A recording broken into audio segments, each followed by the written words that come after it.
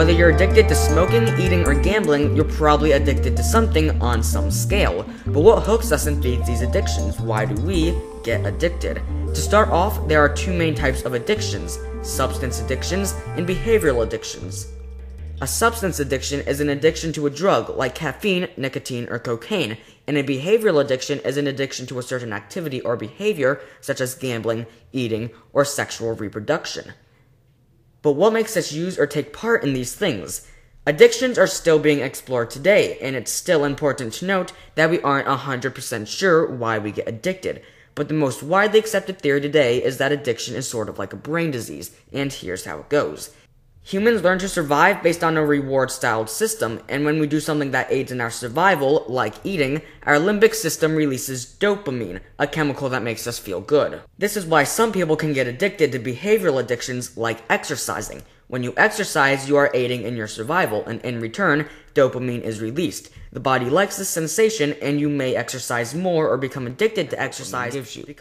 But let's face it, doing drugs like cocaine and tobacco aren't necessary in our survival, so why do we get addicted to drugs? Drugs target our limbic system, and doing drugs releases up to 10 times the normal amount of dopamine in our body. This makes the body feel extremely good, and it experiences what is known as a dopamine high, rush, or overdose. This abnormal amount of dopamine impacts the brain so largely, and in turn the body quickly learns to use it again and again.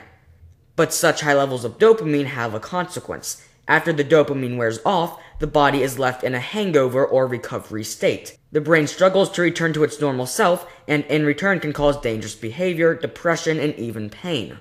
But that's not the worst part.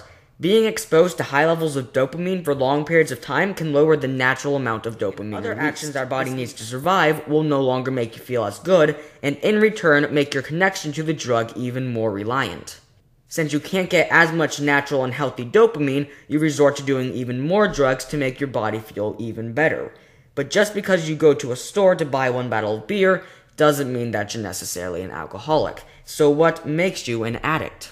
Signs of a substance addiction are altered tolerance levels, meaning that you either need less or more of the substance to get your dopamine high.